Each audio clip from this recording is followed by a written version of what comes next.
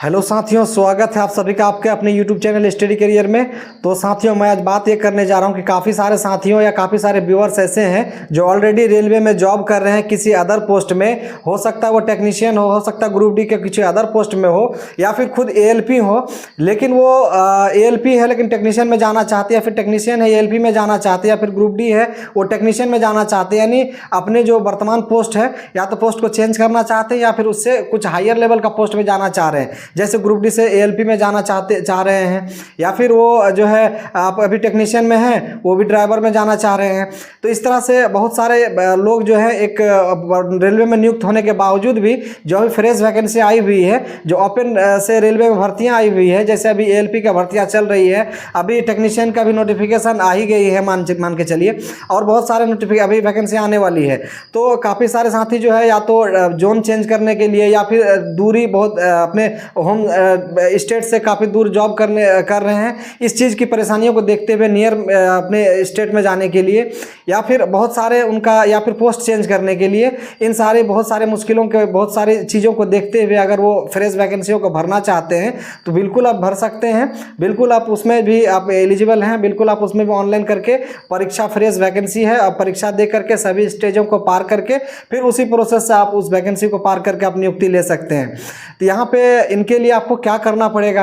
आपके मन में बहुत सारी सवालें आ रही होंगी कि यहाँ पे मेरी बेसिक पे कम है, ग्रेड पे कम है, तो यहाँ पे ये लोअर, हम अभी ज़्यादा ग्रेड पे में है, लोअर ग्रेड पे का ये वैकेंसियाँ हैं, तो फिर कैसे जाएंगे? तो इस तरह की बात जो है बाद में है, या फिर इस चीज़ के लिए आपको जो है एक एनओसी, नो ऑब्जेक्शन आपका जो सर्टिफिकेट होता है उसके लिए आप उस एनओसी के लिए आपको अप्लाई करना पड़ता है।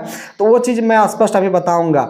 तो सबसे पहले आप कोई भी पोस्ट में अगर आप यहाँ पे कार्यरत हैं, इंडियन रेलवे में कार्यरत हैं, तो आप इसके लिए आप किसी अदर पोस्ट में जाना चाहते हैं, स्टेट गवर्नमेंट का हो या फिर स्पेशल रेलवे की ओपन वैकेंसी में आप जाना चाहते हो, तो इसके लिए अभी मैं एक वीडियो में लगा दूंगा कि ये फॉर्म है, इस फॉर्म को आप टाइपिंग करके हो या फिर इसको आप प्रिंट निकाल के हो, आप इस चीज़ को भर के अपना सारा डिटेल्स लगा के आपका जो भी डॉक्यूमेंट्स है, डॉक्यूमेंट्स आप इंक्लूड करके आप इसको जो जिस डिवीजन में हो या जिस यूनिट पे आप कार्यरत हैं वहाँ पे आप जमा करेंगे। वो आपका एनओसी के लिए जो है वो आपका प्रोसेस में रहेगा।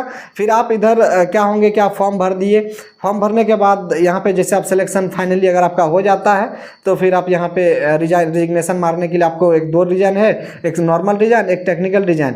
तो आप एनओसी अगर आपको मिल जाता है तो टेक्निकल रिजिग्नेशन लेके आप फिर आराम से जा सकते हैं। तो यहाँ पे बात ये करेंगे कि क्या आप टेक्नीशियन में अगर कार्यरत हैं तो फिर एएलपी के लिए भर सकते हैं? तो बिल्कुल भर सकते हैं, सेम ग्रेड पे है लेकिन टेक्नीशियन वाले एएलपी में जा सकते हैं, बिल्कुल जा सकते हैं। तो यहाँ पर भर के ही आप फॉर्म अप्लाई कीजिएगा तो सबसे बेहतर होगा। आप सारा प्रोसेस जो आपका अलग अलग डिवीजन में, अलग अलग जोन में अलग अलग प्रोसेस होती है, तो आप इस फॉर्म को आप दिखाएंगे। जैसे आप फॉर्म अगर फिलअप करना चाहते हैं, अगर आप इच्छुक हैं रेलवे एएलपी के फॉर्म भरने के लिए, तो आप जो है इस फॉर्म को ले जाके वहाँ आप दिखाएंगे जिस यूनिट पे है, जिस जोन पे है, जिस डिवीजन पे है। अगर आपका नियरेस्ट डिवीजन आता है, डिवीजन में आप डायरेक्ट भी जमा कर सकते हैं। तो ये चीज़ जमा करके वहाँ सारा प्रोसेस जो है पूछ लेंगे कि यहाँ कब तक क्या करना होगा, एनओसी नंबर कब मिल जाएगा, उस हिसाब से आप उसी आधार पे जो है फॉर्म अप्लाई आप कर लीजिएगा। तो यहाँ पे आप देखेंगे, और यहाँ पे आप किस तरह का जो है ये फॉर्म होता है, किस तरह का ये एनओसी, नो ऑब्जेक्शन सर्टिफिकेट के लिए फॉर्म आता है, ये फॉर्म आप देख सकते हैं। यहाँ पे मैं लगा भी चुका हूँ, और किस तरह से भरना है, किस रूप का है, अब इसको बड़ा करके डिस्प्ले में आप देखिए। No objection certificate application for permission for the post applying outside railways to divisional railway manager. यहाँ पे जो डिवीजन है वो डिवीजन का नाम रहेगा। Through proper channel 1 submission permission for no objection certificate, जिसको एनओसी कहते हैं, to apply and appear in the competitive examination. Sir, I wish appear the competitive examination employment, therefore I request you to grant me no objection certificate, my details are as given below। यानी यहाँ पे जो details है ये details सभी fill करेंगे। नाम, father name, designation, PF number, bill unit, DOB, pay bond, station office, category, department, यहाँ पे डेट ऑफ अपॉइंटमेंट, लेवल या ग्रेड पे। उसके बाद यहाँ पे नीचे आप कौन सा पोस्ट में के लिए आप भरना चाह रहे हैं, details of competitive examination, name of examination, name of post applying, advertise number, grade pay, level of post applying, registration number और नोटिफिकेशन, जिस नोटिफिकेशन के अंतर्गत आप फॉर्म फिलअप करने वाले हैं। और यहाँ पे NOC for the current year, please tick. यहाँ पे फर्स्ट ईयर है, सेकंड ईयर है, थर्ड ईयर, फोर्थ ईयर, आपका कौन सा ईयर आपका भी जॉब के लिए जॉब कंप्लीट हुआ है, जॉब का ईयर आपका कितना साल का, ये चीज़ आप भर सकते हैं। उसके बाद नीचे आप देखेंगे ये सभी चीज़ें जो है, an undertaking by the employ of obtaining the permission, ये सब कुछ परमिशन जो है इसको आपको फुलफिल आपका होना चाहिए। यहाँ पे आप देखेंगे ये सब टर्म एंड कंडीशन है, ये चीज़ आपको फुलफिल होना चाहिए। उसके बाद यहाँ पे देखेंगे इंक्लूजर, आपको कुछ डॉक्यूमेंट से टेक करना होगा, जैसे फोटोकॉपी ऑफ एग्जामिनेशन नोटिफिकेशन और अदर डॉक्यूमेंट्स, नोटिफिकेशन का और कुछ अदर डॉक्यूमेंट्स डॉक्यूमेंट्स का आपको जो है फोटोकॉपी लगाना पड़ेगा। फोटोकॉपी ऑफ ऑनलाइन या offline registration clearly mention the various post for which candidate is applying. यहाँ पे देखें कौन सा कैंडिडेट जो है आप अप्लाई किए हैं तो रजिस्ट्रेशन किए हैं तो उसका पेपर भी लगेगा। Photocopy of recent pay slip, यानी अभी आपका जो वर्तमान में सैलरी स्लिप है वो आपको जीरोक्स में देना पड़ेगा।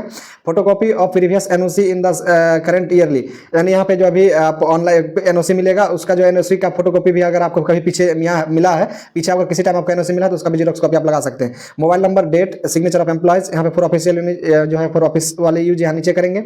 उसके बाद यहाँ पे सुपरवाइजर या फिर डिपार्टमेंट का जो अधिकारी यहाँ पे साइन करेंगे। उसके बाद यहाँ पे जो है स्टाम्प लगेगा। इसी तरह का ये फाइनली जो है ये पेपर जो है यानी यही आपका निकाल के और सब डॉक्यूमेंट्स इंक्लूड करके आपको जो है जमा करना है। आप जिस डिवीजन में वर्क करते हैं या फिर जिस यूनिट में वर्क करते हैं, जहाँ आप वर्क करते हैं वहाँ का जो पर्सनल ब्रांच होता है वहाँ पे आप जमा करेंगे। फिर ये चीज़ जो है आगे की प्रक्रिया होकर आपका एनओसी के लिए अप्रूवल कर किया जाएगा। तो इसी चीज़ का जो है आप जानकारी, तो यही पीडीएफ था। दूसरा यहाँ पे रिक्वेस्ट फॉर्म देखेंगे तो यहाँ पे जो है काफ़ी शॉर्ट है ये फॉर्म डेट। यहाँ पे देखेंगे यहाँ पे सीनियर डीपीओ ऑफिसर, यहाँ पे देखेंगे जो रेलवे जोन है जोन का नाम भरेंगे थ्रू द प्रॉपर चैनल। यहाँ पे रिस्पेक्टेड सर, सब्जेक्ट में लिखेंगे request for the issue of NOC to appear in the exam LP exam. यहाँ पे देखेंगे आपका नाम भरेंगे, यहाँ पे जो आप पोस्ट में है उस भरेंगे, तो यहाँ पे टोकन नंबर भरेंगे या फिर पीएफ नंबर भरेंगे। उसके बाद अपना आपका जो जिस यूनिट का नाम और यहाँ पे डिवीजन और जोन आप फिलअप करेंगे। नीचे ये चीज़ आप लिखेंगे। उसके बाद यहाँ पे डिक्लेयर करके आप फिर थैंक यू सर के नीचे थैंक यू सर लिख करके यहाँ पे साइन और नाम आप लिख करके जो है इसको भी आप डॉक्यूमेंट अटैच करके डाल सकते हैं। ये काफ़ी शॉर्ट फॉर्म। तो साथियों आपने ये वीडियो के माध्यम से सभी चीज़ें आप जान गए होंगे कि कोई भी एलपी फॉर्म या फिर रेलवे टू रेलवे में जाने के लिए, रेलवे से अदर में जाने के लिए आपको एनओसी फॉर्म के लिए किस तरह का प्रोसेस होती है, किस तरह का फॉर्म होता है, ये चीज़ आपने देख लिया होगा, अच्छी तरह समझ गए होंगे। इस तरह का कोई भी आपके पास क्वेरी हो, आप कोई भी जानकारी लेना हो, किसी भी तरह का आपको परेशानियाँ हो तो आप कमेंट बॉक्स से कमेंट करेंगे। मैं टेलीग्राम का लिंक दे दूँगा, आप वहाँ पर भी आप जुड़ के आप मुझसे प्रश्न डायरेक्टली पूछ सकते हैं। कोई भी जानकारी हो, कोई भी इशू हो तो आप डायरेक्ट फाइनली आप पूछ के मेरे से जानकारी ले सकते हैं। चलिए वीडियो को देखने के लिए धन्यवाद। जय हिंद।